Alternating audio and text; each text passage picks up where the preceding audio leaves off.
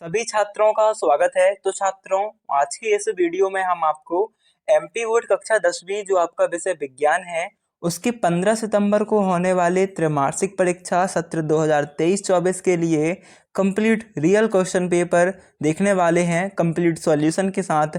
तो छात्रों, करते हैं वीडियो को स्टार्ट। यहाँ पर आप देख सकते हो कक्षा है 10वीं, विषय है विज्ञान, त्रैमासिक परीक्षा 2023-24। समय रहेगा 3 घंटे का, पूर्णांक रहेंगे 75। छात्रों, आपको पहले ही बता दें कि यह जो पेपर है इसके सेम टू सेम आने के 90% से भी अधिक चांसेस हैं और यह बहुत तेज़ी से वायरल हो रहा है। तो आप इसे बहुत अच्छे से तैयार कर लो, है ना। वीडियो को कभी लाइक कर दो, चैनल को सब्सक्राइब कर लो, जितने आपके फ्रेंड हैं सबकी हेल्प हो तो नवी वीडियो शेयर कर दो। तो यहाँ पर आप देख सकते हो महत्वपूर्ण निर्देश दिए हुए हैं। इसके बाद आपका पहला प्रश्न है, सही विकल्प चुनिए। तो आपका फर्स्ट क्वेश्चन है, निम्न में कौन भौतिक परिवर्तन नहीं है ना। तो भौतिक परिवर्तन नहीं है मतलब रासायनिक परिवर्तन है, तो मतलब एलपीजी का दहन जो है यह आपका राइट उत्तर हो जाएगा। फिर दही में पाया जाता है, तो कौन सा अम्ल पाया जाता है दही में?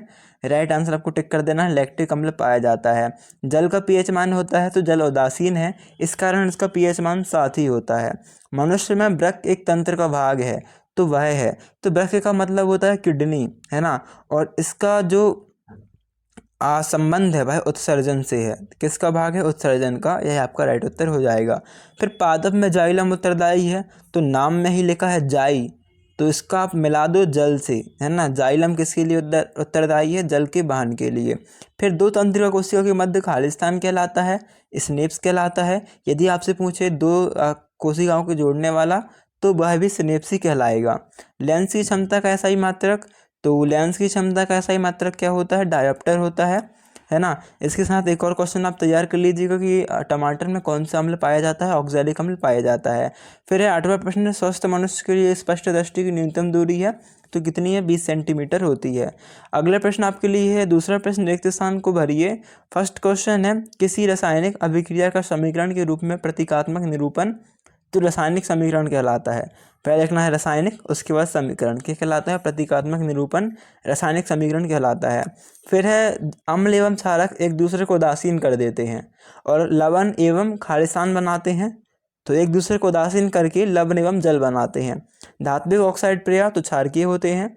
वे सभी प्रक्रम जो सम्मिलित रूप से रिडक्शन का कार्य करते हैं जैव प्रक्रम कहलाते हैं। वे सभी प्रक्रम जो हमने देख लिए। फिर हमारे शरीर में नियंत्रण एवं समन्वय का कार्य तो तंत्रिका तंत्र तथा हार्मोन द्वारा होता है। फिर किस गोलीय दर्पण की फोकस दूरी उसकी वक्रता त्रिज्या की आधी होती है, और प्रिज्म के दो फलकों के बीच का कोण प्रिज्म कोण कहलाता है। ठीक है, इसके बाद आपको अच्छे से तैयार कर लेना है सही जोड़ी। यहाँ पर खंड आ है, यहाँ पर खंड वा है। तो खंड आ में है आपका फर्स्ट मास्टर ग्रंथि। तो मास्टर ग्रंथि कौन सी होती है? आपकी पीयूष ग्रंथि को मास्टर ग्रंथि कहते हैं, है ना। ग्रंथि से ग्रंथि मिला दीजिएगा। इंसुलिन, तो इंसुलिन क्या है? अग्नाशय, अग्नाशय में। ठीक है। द्विलिंगी क्या होता है? तो द्विलिंगी केंचुआ होता है। इसके बाद है आपका जनक पौधे से उत्पन्न पीढ़ी, तो आपकी हो जाएगी है पुत्री पीढ़ी, चौथा वाला। ठीक है। पानी से भरा फ्यूज बल्ब, तो पानी से भरा फ्यूज बल्ब 5वां आपको क्या हो जाएगा? यह हो जाएगा आपका उत्तर लेंस का काम करेगा। जब पानी से भर जाएगा फ्यूज बल्ब तो उत्तर लेंस का काम करेगा उसका कांच। काला तार, तो काला तार कैसा होता है? काला तार आपका कैसा होता है? उदासीन तार होता है।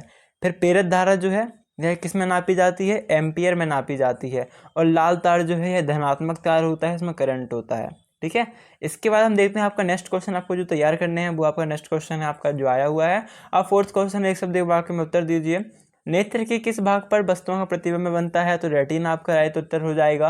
दर्पण सूत्र लिखिए, तो 1f = 1 + b + 1/u, यही राइट उत्तर हो जाएगा। लेंस की क्षमता के लिए सूत्र लिखिए तथा उसका मात्रक लिखिए, तो p = 1/f m में। फिर वायु की अनुपस्थिति में होने वाले श्वसन को क्या कहा जाता है? तो अवायवीय श्वसन कहा जाता है। प्रतिवर्ती क्रिया को कौन नियंत्रित करता है? मेरुरज्जु नियंत्रित करता है। अगला प्रश्न है, जब किसी यौगिक से ऑक्सीजन संयुक्त होती है तो अपचयन कहलाता है, और शुद्ध जल का पीएच मान तो 7 होता है। अगला प्रश्न आपको तैयार करना है, गोलीय दर्पण किसे कहते हैं? इसके प्रकार लिखिए, बहुत अच्छे से तैयार कर लीजिएगा, या फिर प्रकाश के अपवर्तन का नियम अच्छे से तैयार कर लीजिएगा। ठीक है। प्लास्टर ऑफ पेरिस के 2 प्रयोग लिखिए, तो हर साल आता है, इस साल भी आएगा, बहुत अच्छे से तैयार कर लेना। अध्वन व दाक्षिणीकरण अभिक्रिया का एक उदाहरण लिखिए, यह से तैयार कर लेना। इसके बाद आपको तैयार करना है, वायु से जलाने से पूर्व मैग्नीशियम रिबन को साफ क्यों किया जाता है, और लोहे की वस्तु पर हम पेंट क्यों करते हैं, है ना। इन्हें अच्छे से तैयार कर लीजिएगा। विकृत गंधिता की बड़ी भाषा बहुत इजी है, तैयार कर लीजिएगा। संचारण, तो लोहे की वस्तु में नमी अथवा आर्द्रता के कारण लाल धुंधली परत का जमना ही संचरण कहलाता है। अम्ल को परिभाषित कीजिए, तो आप अम्ल को परिभाषित करना अच्छे से तैयार कर लीजिएगा अम्ल की परिभाषा, साथ ही साथ बहुत अच्छे से अम्ल एवं क्षारक में अंतर याद कर लीजिएगा। ठीक है, इसके बाद आपका अगला प्रश्न है क्लोर क्षार अभिक्रिया से आप क्या समझते हो।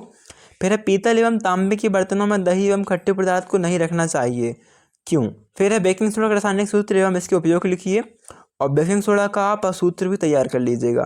ठीक है, इसके अलावा कौन सा प्रश्न 11वां, कौन कौन से दर्पण में आपका सीधा प्रतिबिंब बन सकता है, नाम लिखिए, अपवर्तनांक किसे कहते हैं आपको यह भी बताना है। इसके बाद आपका 12वां प्रश्न है एक उत्तल लेंस की फोकस दूरी 40 सेंटीमीटर है, लेंस की क्षमता की गणना कीजिए, है ना। फिर आपका इसके बाद 12वें का अथवा है एक वस्तु उत्तल लेंस से 10 सेंटीमीटर दूर रखी है, लेंस की क्षमता +5 डायोप्टर है, प्रतिबिंब की दूरी ज्ञात कीजिए।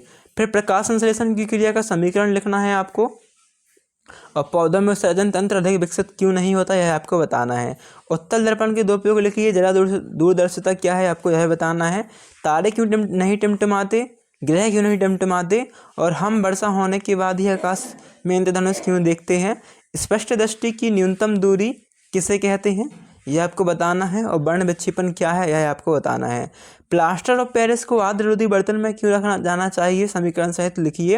18वां प्रश्न देख सकते हो, धमनी एवं सिरा में अंतर स्पष्ट कीजिए, अथवा में वायवीय अथवा अवायवीय श्वसन में अंतर स्पष्ट कीजिए।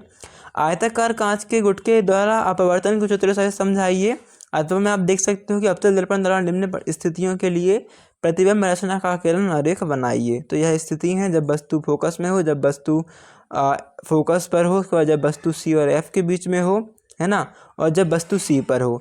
प्रतिवर्ती चाप का नामांकित चित्र बनाइए, और साथ ही प्रतिवर्ती चाप की संपूर्ण प्रक्रिया उदाहरण सहित याद कर लीजिएगा।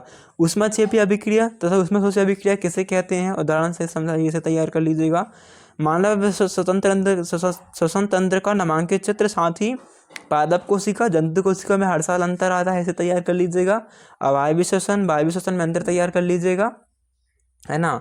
धमनी सिरा में अंतर अच्छे से तैयार कर लीजिएगा, हर साल आपका आता है, इन प्रश्नों को तैयार कर लीजिएगा। नेक्स्ट प्रश्न आपका देखो 22वां।